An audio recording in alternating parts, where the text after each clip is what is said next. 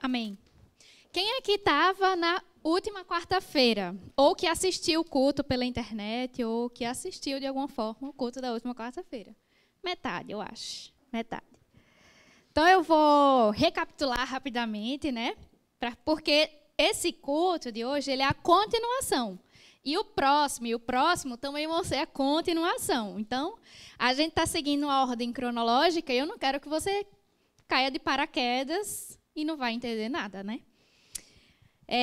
Nós estamos com o tema escatologia. Se você não sabe o que é escatologia, é o estudo das coisas que estão por vir. Também conhecido, né? Tem pessoas que falam que é o estudo do fim dos tempos, né? Também tem essa interpretação aí.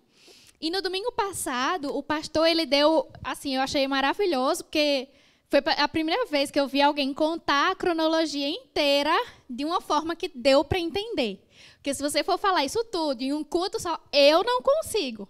Mas ele realizou aqui, né, através da vida dele, um milagre. O Senhor fez um negócio todinho, a história todinha, foi tão bonito. E eu queria até te recomendar, né, se você não assistiu, assista, porque os próximos cultos, você vai lembrar daquele primeiro, você vai dizer, eu lembrei que o pastor falou disso. Mas para você que não estava aqui ou não assistiu, uma das coisas mais importantes, e nós vamos partir daí que ele falou, foi que Jesus ele vai vir nos buscar. Né? Ele deixou essa promessa quando ele estava aqui, né? Quando ele veio, ele disse, eu volto. E os discípulos e todo mundo sempre se perguntou, na verdade, todos criam que Jesus ia voltar a qualquer momento, mas Jesus ele deixou uma profecia de quando que seria o fim dos tempos, né? Quando que o fim estaria próximo. E ele deu a profecia a respeito da figueira. A figueira ela representa Israel. Eu não vou entrar em tantos detalhes, se você quiser, você assiste o culto passado. Mas a figueira ela representa Israel. E Jesus falou que quando a figueira florescesse, o verão estaria próximo. Ou seja, quando a nação de Israel se reerguesse, esse seria o principal sinal do fim. E, deixa eu dizer para você, isso já aconteceu no ano de 1948. Foi recentemente. Mas olha que interessante. Jesus falou que não passaria esta geração sem que as coisas se concretizassem. Então, 1948. Eu tenho uma excelente referência que meu avô ele nasceu em 1946.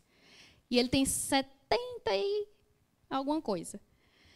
E ele diz, essa geração, ou seja, que estava ali, que passou por aquela época, não passaria sem que ele viesse. Meu avô já tem 70 e pouco. Falta muito pouco tempo. Glória a Deus por isso. E você vai ver hoje como essa é uma boa notícia para você.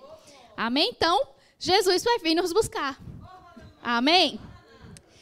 E esse é um assunto maravilhoso, eu amo, porque tem gente que tem medo, tem gente que não entende, tem gente que acha que é complicado demais, e hoje a gente vai descomplicar o que algum dia foi complicado na sua cabeça. Então, eu queria chamar aí, foi até algo que o pastor citou no culto passado, a imagem número 1.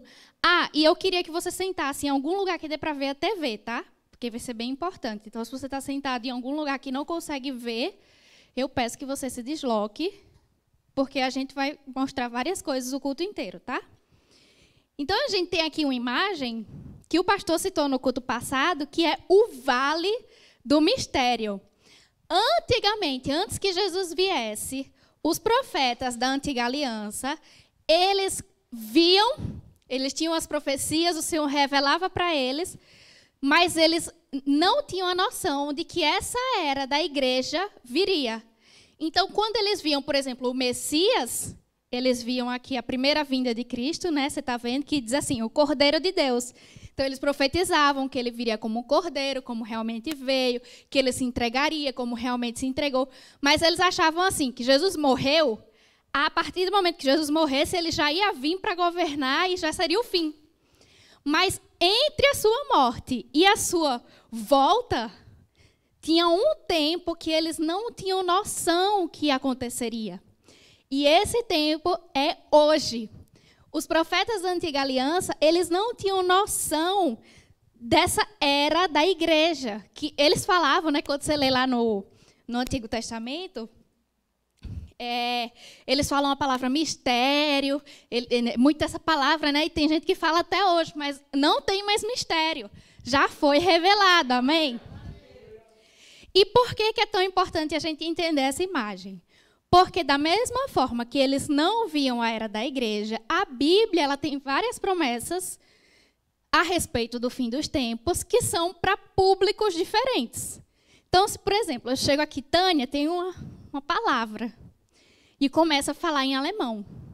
Tudinho para você. Ela vai entender alguma coisa?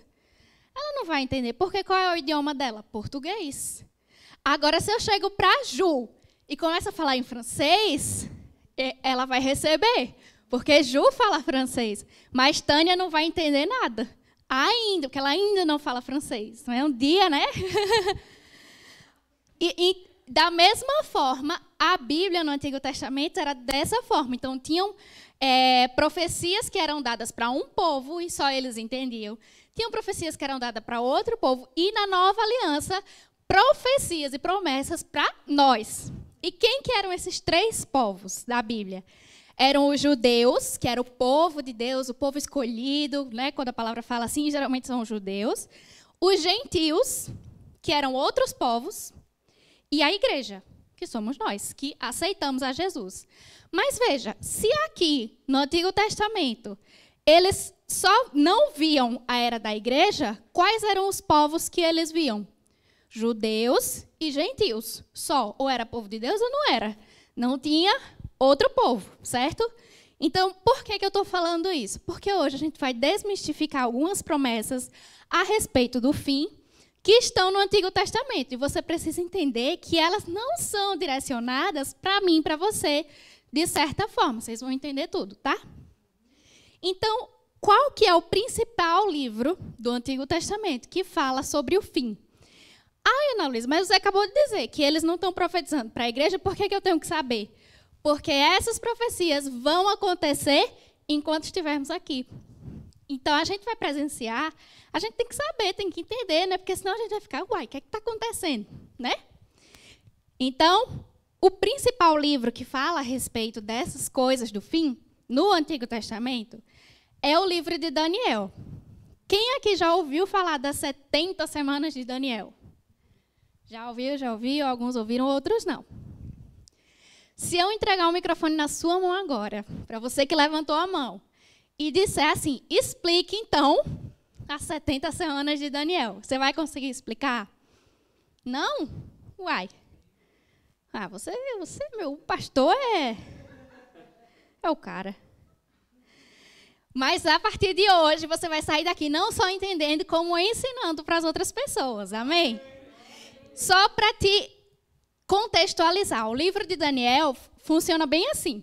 Até o capítulo 7, Deus está revelando para ele promessas, profecias, palavras para o povo gentil, que é para o povo da Babilônia. Daniel vivia lá na Babilônia, que não era povo de Deus. Lembra que só tem o povo de Deus ou não é?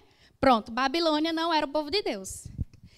Só que nessas profecias que o Senhor fala para Daniel, muitas delas é tipo assim, olha, esse povo aqui vai dominar os hebreus. Esse povo aqui também vai dominar. E esse aqui vai escravizar. Aí Daniel vai recebendo essas palavras.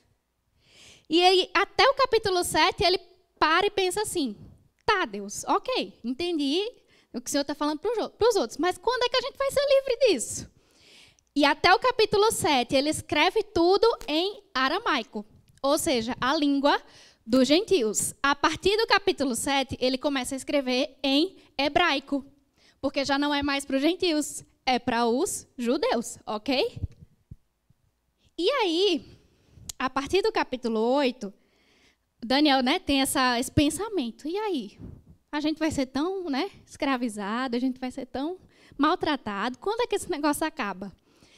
E aí é que muita gente não sabe que Daniel, parece que a resposta veio na hora, mas ele começou a estudar outras profecias de Jeremias, que veio antes, sobre quando que essa luta, essa escravidão, esse domínio todo chegaria ao fim.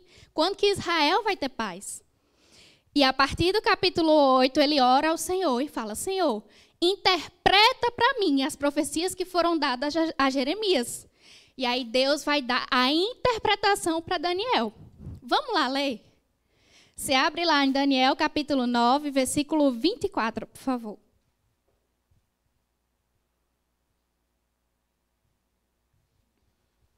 Daniel 9, 24. E se você está com Bíblia de papel, deixa aberto aí, porque a gente vai ler, vai continuar, tá? Diz assim: 70 semanas estão determinadas sobre o teu povo e sobre a tua santa cidade, para cessar a transgressão e para dar fim aos pecados e para expiar a iniquidade e trazer justiça eterna e selar a visão e a profecia e para ungir o Santíssimo. Para por aí. Ele fala aqui sobre 70 semanas, né? Essa palavra semanas, que está aqui escrita em hebraico, é a palavra shabua, que quer dizer período dos 7. Né? Uma semana não são 7 dias? Mas aqui não está dizendo período de 7 dias, só fala assim, período de 7. E quando a gente começa a ler, a gente vai entender que ele está falando sobre o período de 7 anos. Então, toda vez que Daniel fala uma semana, são 7 anos, ok? Então, eu queria chamar a imagem número 2, por favor, meu assistente. Então, vamos lá. A gente vai entender as 70 semanas e eu criei aqui um relógio, certo? 70 semanas, ou seja, 70 períodos de 7 anos. Quantos anos que dá? 70 vezes 7? 490 anos, ok? Então, o anjo falou para Daniel, olha, o fim vai chegar em 490 anos. Mas se você fizer a conta, tem muito mais do que esse tempo que Daniel veio, né? Então, o fim já chegou e a gente não está sabendo? Não. Você vai entender que quando ele deu essa profecia para Daniel, o relógio não começou a andar. Ele diz quando que o relógio vai começar a andar. Então, vamos continuar. Daniel 9, 25. Sabe e entende. Desde a saída da ordem para restaurar e para edificar Jerusalém até o Messias, o príncipe, haverá 7 anos e 7 semanas, desculpa, 7 semanas. E 62 semanas. As ruas e o muro se reedificarão, mas em tempos angustiosos. Para por aí, vamos entender. Ele fala aqui da ordem para restaurar e para edificar Jerusalém. Quando foi que isso aconteceu? No ano, você não precisa decorar essa informação, mas isso aconteceu no ano de 458, com o decreto de Artaxerxes. Então, por favor, a imagem número 3. Vamos lá, reler o versículo para vocês entenderem. Desde a ordem para restaurar e edificar Jerusalém até o Messias haverá 7 semanas e 62 semanas. A ordem foi dada e interessante, você pode até dizer, não, quem deu a ordem fez as contas, né? E fez a reconstrução em 7 semanas, do mesmo jeito que está dizendo o versículo. A pessoa leu lá o versículo e disse, vou fazer cumprir o que a profecia disse. Não foi bem assim. Mas tudo bem, você pode achar que foi uma coincidência, né? Aconteceu a reconstrução em 7 semanas, ou seja, 7 períodos de 7 anos, ou seja, 49 anos. Então, ele deu a ordem, o relógio começou. Quando deu a reconstrução? 7 semanas, né? E aí ele continua. Até o Messias, o príncipe, haverá 7 semanas e 62. Ou seja, 7 da reconstrução e 62 para a chegada do Messias. Ou seja, quando terminou a reconstrução, né? Aqui. Ok.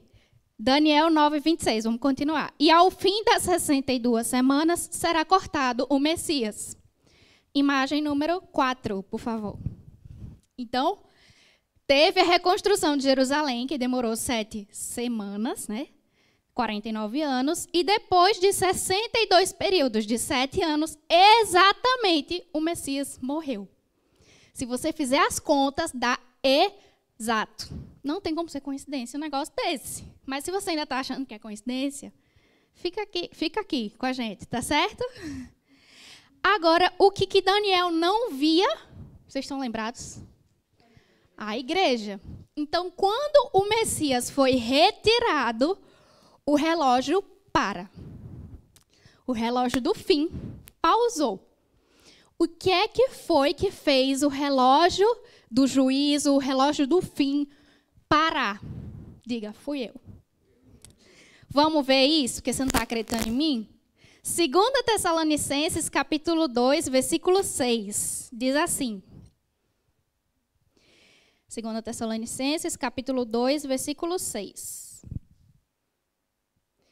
E agora vós sabeis o que o detém, para que a seu próprio tempo seja manifestado, porque já o mistério da injustiça opera, somente há um que agora o retém, até que do meio seja tirado, e então será revelado o iníquo.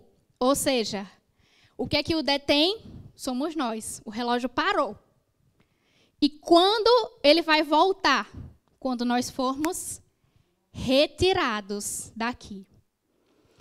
É impressionante. Assim, é até incrédulo dizer isso, mas é impressionante que a profecia se cumpriu exatamente.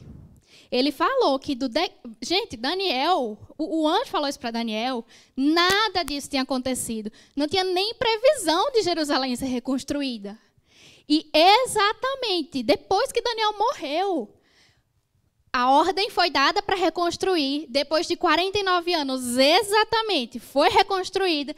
E depois de 62 semanas, ou seja, 62 tempos de 7 anos, o Messias foi retirado, ou seja, morreu e ressuscitou. Exatamente. Não tem como isso ser forjado. Entende? E lá em 1 Coríntios, capítulo 15, 51, diz assim: eis que eu digo agora um mistério. Nem todos dormiremos, mas todos seremos transformados. Num momento, num abrir e fechar de olhos, ao som da última trombeta. Pois a trombeta soará, os mortos ressuscitarão incorruptíveis, e nós seremos transformados. Em um piscar de olhos, uma explosão de poder e glória acontecerá. Nós seremos retirados daqui em um piscar de olhos. Gente, vai ser, meu Deus do céu, vai ser um negócio que nunca aconteceu. Vai ser muita glória. E aí, o que é que vai acontecer quando a igreja não estiver mais na terra? O relógio vai voltar. Agora, se você fizer as contas aí, olhando a imagem, primeiro passaram 7 e depois 62. Isso dá quanto? Só o pastor sabe fazer conta. Fogo. 69. E eram quantas no total? Faltam quantas? 1. Então, quando a igreja for arrebatada, 1 semana são quantos anos? 7. 7 anos. Vai ser rápido demais. 7 anos passa muito rápido. E eu queria chamar a imagem número 5, porque é dessa semana, essa 1 semana de 7 anos, que nós vamos falar hoje. Amém? Você está aqui ainda? E continuando lá em Daniel 9, 27, eu acho que você saiu de lá, né? Mas lá em Daniel 9, 27 diz assim: e o príncipe firmará aliança com muitos por 1 semana. E na metade da semana fará cessar o sacrifício e a oblação. E sobre a asa das abominações virá o assolador. E isso até a consumação. O que está determinado será derramado sobre o assolador. A 70ª semana, a última semana do relógio do fim, tem 3 eventos principais que vão acontecer ao mesmo tempo. E nós vamos falar do primeiro deles, que a gente acabou de ler, que é a tribulação. Ai, meu Deus, que medo! Tem gente que tem medo de ouvir essas coisas, mas ó, você não vai estar aqui, não. Glória a Deus! Glória. Vocês acreditam que tem igreja que acredita, né? Não é igreja, é denominação, que acredita que a gente vai passar pela tribulação. Como é que eu sei que eu não vou passar pela tribulação? Como é que eu sei que eu não estou? Ana Luísa não está inventando tudo. Vamos com calma que eu vou mostrar para você. a tribulação, ela vai acontecer na terra, certo? Nós vamos ser retirados aqui em uma explosão de glória, vamos para a glória com o Pai, né? Jesus vai vir nas nuvens e leva a gente. E aqui na terra vai ser um caos total. Agora, como é que a gente sabe que a igreja não vai passar por isso? Como é que eu sei que o arrebatamento não vai ser depois da tribulação? Vamos lá. 1 Tessalonicenses, capítulo 1, versículo 10, diz assim: e esperar dos céus o seu Filho, a quem ressuscitou dentre os mortos, a saber, Jesus, que nos livra da ira futura. E em 1 Tessalonicenses, capítulo 5, 2, diz: então lhe sobrevirá repentina destruição, como as dores de parto àquela que está grávida, e de modo nenhum escaparão. Mas Deus não nos destinou para a ira, mas para a aquisição da salvação por nosso Senhor Jesus Cristo. A tribulação vai ser um momento de julgamento, de juízo, de dor sobre a terra cheia do pecado. Mas se Jesus tirou o pecado da gente, não seria injusto? Você não acha que seria injusto? Eu que sou santo, limpo, separado, igreja santa do Senhor, ter que passar por um juízo que não foi mais culpa minha, uma culpa que já foi tirada de mim. Não faz sentido. E a palavra mostra que nós não estaremos aqui na tribulação. Amém? Amém. E quem que vai passar por ela? Tempo. Quem passará pela tribulação? As pessoas que ficaram. Agora, deixa eu te perguntar uma coisa. Eu sei que você já sabe a resposta. Para ficar na terra, significa que não foi arrebatado. Para ser arrebatado, qual é o critério para ser arrebatado? Aceitar Jesus, nascer de novo. Como é que nasce de novo? Crê com o coração, confessa com a boca que Jesus é seu Senhor e Salvador. Fez isso, pode ficar tranquilo, né? A não ser que você, né, tenha realmente se arrependido disso e deixado, né, um extremo. Mas, via de regra, você vai para o céu, vai ser arrebatado. Ai, mas eu pequei. Pequei, olha, antes de Jesus voltar.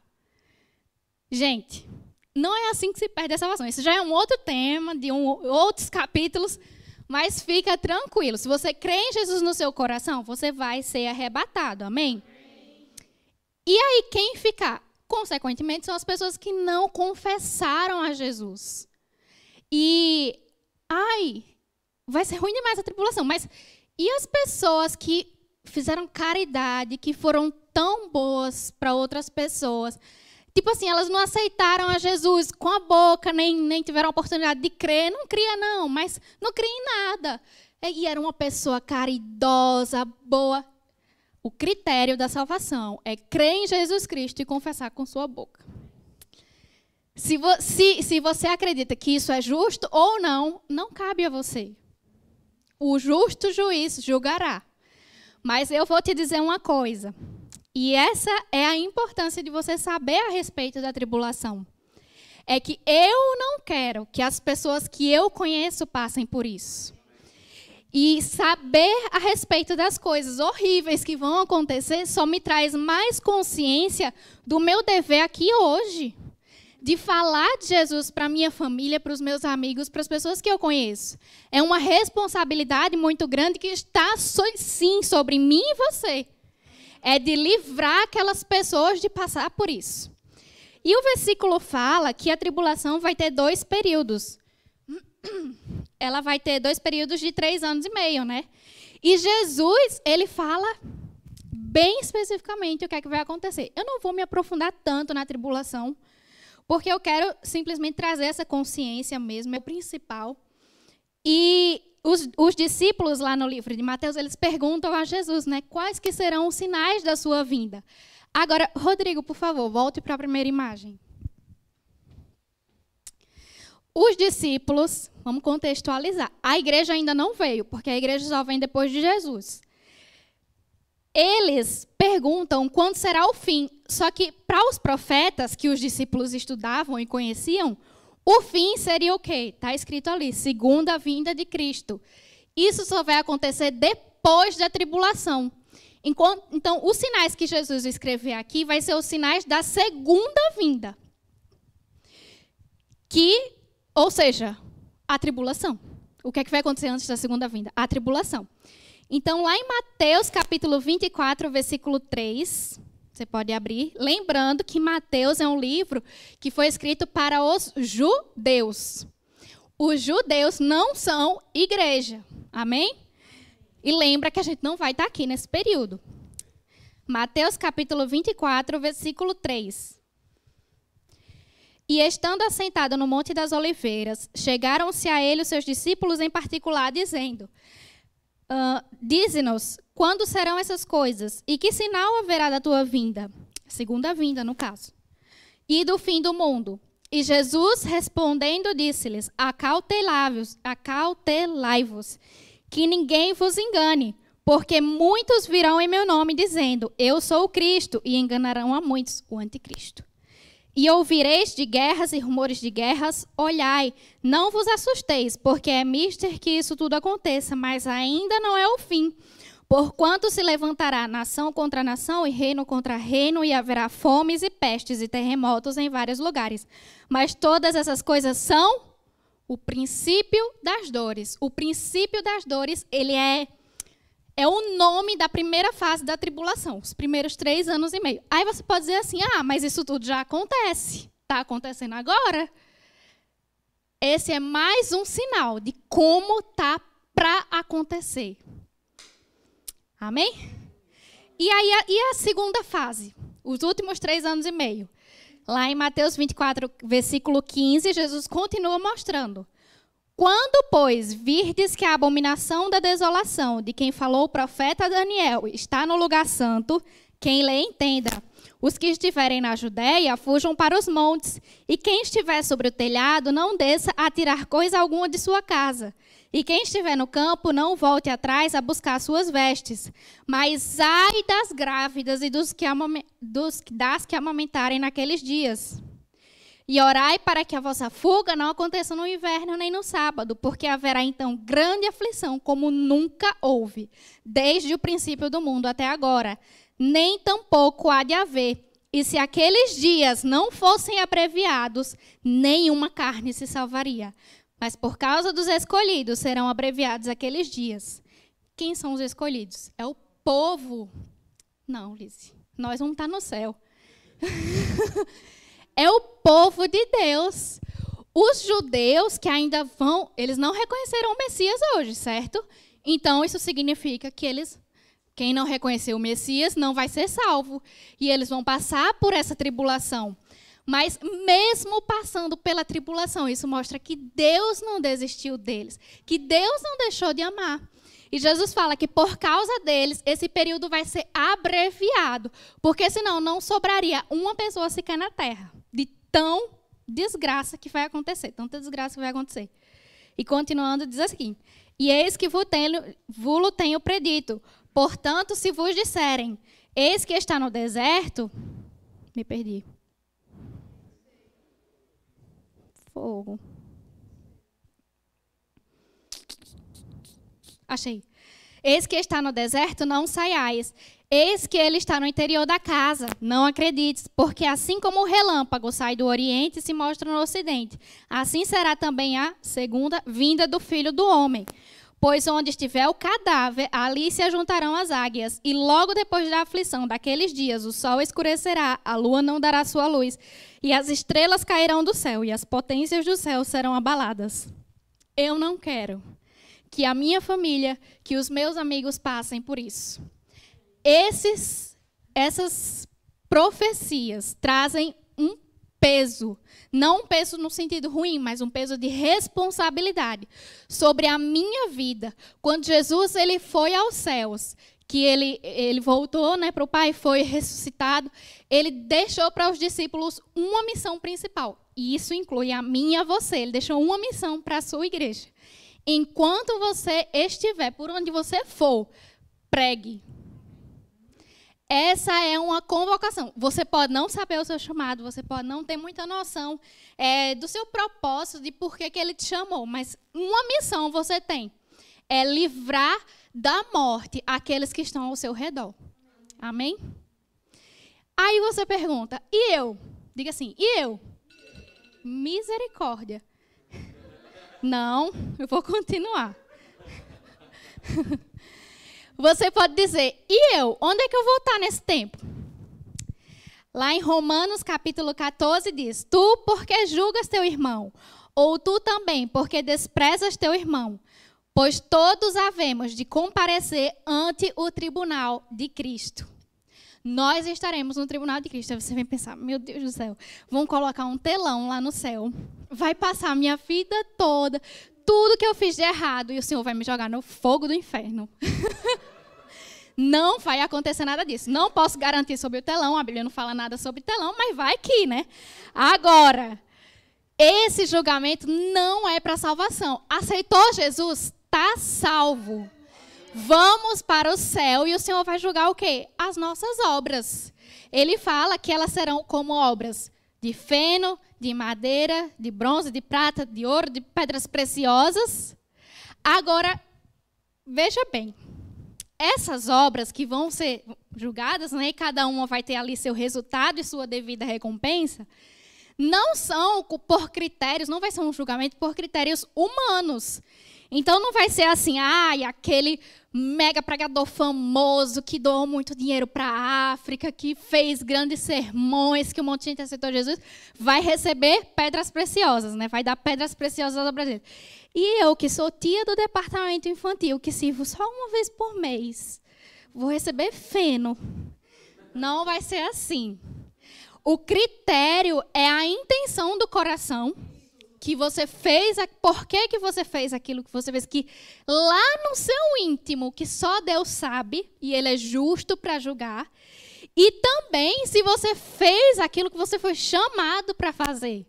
Porque não adianta nada você ser, os dois exemplos, se você estiver sendo uma tia do DI, que não tem nada de menor nisso, mas estou dando um exemplo, você é uma tia do DI, mas se você foi chamada para ser uma pessoa que, uma mega pregadora, pronto, por exemplo, você já não vai receber o galardão de acordo com aquilo que você foi chamado. Você não está fazendo o que você foi chamado. Da mesma forma, se você é um mega ministro internacional famoso que faz caridade, que faz tudo, e você não foi chamado para isso, foi chamado para ser um médico, por exemplo, você vai receber de acordo com a sua obra. Amém? E com o seu chamado. Agora eu vou dar só um spoiler. Eu não vou entrar nesse tema. Isso é cenas dos próximos capítulos. Mas, na próxima semana, vocês vão ouvir falar sobre uma coisa chamada milênio. E no milênio, Jesus vai vir para governar a terra. Né? A palavra fala muito sobre isso. E quando ele estiver governando a terra, quem vai governar junto com ele em autoridade somos nós. Agora, o nível de autoridade que você vai ter na terra e de governo que você vai ter na terra durante o milênio vai ser dado, sabe quando que você vai receber essa nota, se é 10 ou se é 0? Lá no tribunal de Cristo. Então, também, além de ser julgado suas obras, para receber uma recompensa, você também vai receber uma responsabilidade. Se você vai ser presidente dos Estados Unidos ou se você vai ser o diretor da escola. Amém? Então, agora sim, quando chegar lá, não vai dar mais para fazer nada. Então, sua nota só vai ser boa, só vai ser ruim, de acordo com o que você faz hoje. Amém? Com a intenção do seu coração. Mais um motivo. Mais um tema que traz sobre nós a responsabilidade sobre aquilo que fazemos e por que fazemos o que fazemos hoje, como servos, como filhos de Deus na terra. Amém? E depois de tudo, e depois que acabar o julgamento, acabou o julgamento, gente? Poxa, eu vivi uma vida para Deus, para chegar no céu e só receber um julgamento e acabou? Não, não acabou. Aí vai ter a festa. Lembra que isso tudo está acontecendo durante a última semana, né? Enquanto aqui na Terra está tendo a tribulação, a gente está na glória, obviamente, uma esfera fora do tempo, né? Tendo esses eventos. Agora, para que você entenda como que vai ser essa festa, você precisa entender como que funcionava o casamento na época dos tempos bíblicos. E eu vou dar vou mostrar para você como é que funcionava. Funcionava em 3 fases. A primeira era o noivado. Primeiro, o pai da noiva e os pais do noivo se conheciam, né? Aquela coisa de casamento arranjado. Eles davam um dote, pagavam, né? Os pais da noiva pagavam para os pais do noivo, né? Um dinheiro. Tipo assim, toma minha filha e leva alguma coisa, que eu não quero mais ela, toma aqui um dinheiro. Depois tinha a preparação. Nessa etapa, e vocês podem até lembrar de uma parábola de Jesus, que acontecia um tempo depois. O noivo chamava seus servos e iam até a casa da noiva à meia-noite com tochas pela rua, como em um desfile. A noiva, sabendo que isso ia acontecer, chamava suas amigas ou servas e iam ao encontro do noivo pelas ruas, onde todo o povo sabia que um casamento estava para acontecer. E a terceira fase era o casamento, que era uma festa, que eu vou dizer para você, durava vários dias. E tinha muita comida. Mas você vai dizer, para que você está falando isso? O que é que tem a ver com o que vai acontecer com a gente quando estiver lá na glória? Queria chamar o grupo de louvor. E queria pedir para você ficar de pé. Porque quando você receber essa revelação, você vai celebrar demais. Amém? Prepara aí uma coisa bem alegre.